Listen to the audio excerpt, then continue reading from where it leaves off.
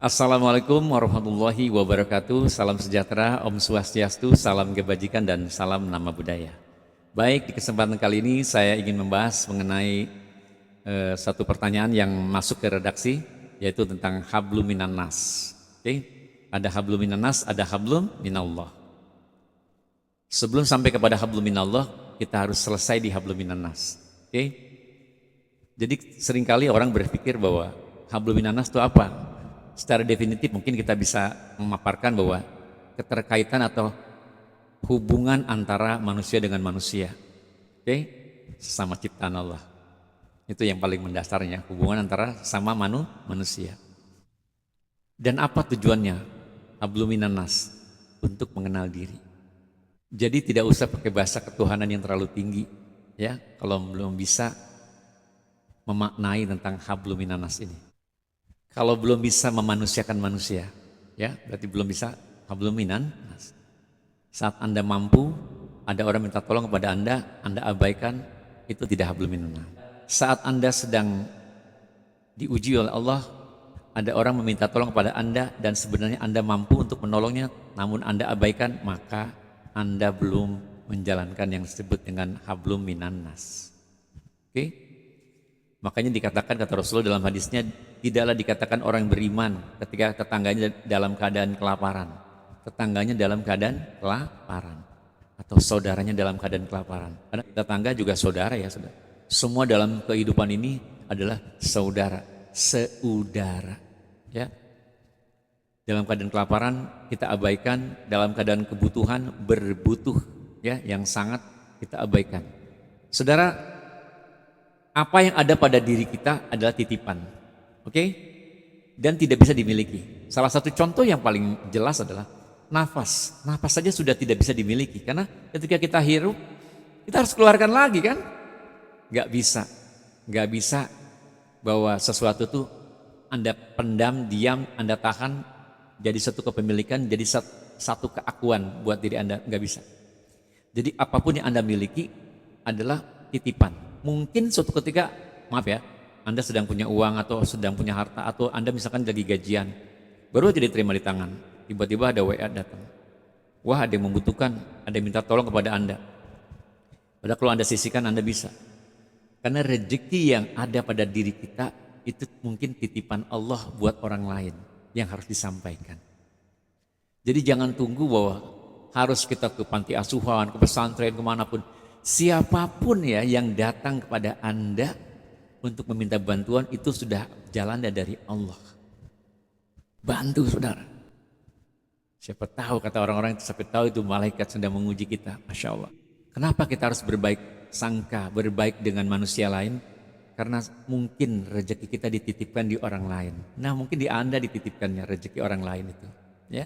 Atau sebaliknya rezeki Anda dititipkan juga di orang lain, yang suatu ketika kita akan saling tukar menukar kebutuhan. Jadi tidaklah dikatakan beriman ketika saudaranya dalam keadaan kelaparan. Jadi rasa yang tertinggi adalah mempunyai rasa atau ngerasa, kalau yang lebih bagus.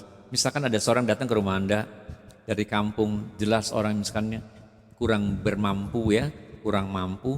Terus Anda udah tahu dong naik bus berapa ongkosnya, tapi dia menting-mentingin untuk ketemu Anda, untuk bersilaturahim dengan Anda. Oke? Lalu Anda dengan menutup diri, seolah-olah menghilangkan rasa, sebodoh amat, besok dia mau pulanglah. Ya udah, ngebiarin aja. Padahal Anda dalam keadaan mampu untuk memberinya. Berusaha mempunyai rasa, sehingga jadi ngerasa. Udah gak usah disuruh, Anda punya itikat sendiri. Naluri Anda jalan, insting Anda jalan, kasih orang itu. Gak usah ditahan-tahan. Mungkin ada rezekinya dia yang ditahan di Anda, yang harus diberikan kepada orang itu. Dan orang itu adalah datang untuk menghampiri rezeki yang ada pada Anda. Oke?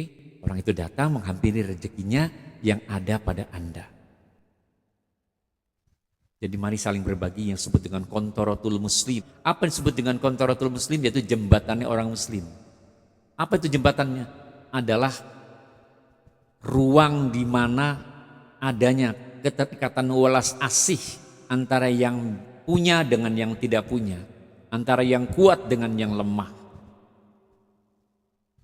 Ketika Anda mampu memberikan kepada orang lain, jelaslah Anda sudah dititipkan oleh Allah dan dituliskan sebagai orang yang kaya. Oke, sebagai orang yang mampu. Dan orang penerimanya adalah jalan untuk sodako Anda. Anda kan kadang pusing, mau sodako kemana ya? Itu ada orang jelas-jelas minta tolong. Ya, jadi nggak usah berdebat. Orang yang masih berdebat, masih sibuk dengan perdebatan, masih silang pendapat, Anda tinggalin. Oke? Yang jelas Anda harus membantu orang yang meminta pertolongan atau Anda senang memberi hadiah. Itu juga salah satu bentuk yang hablum minan nas. Oke?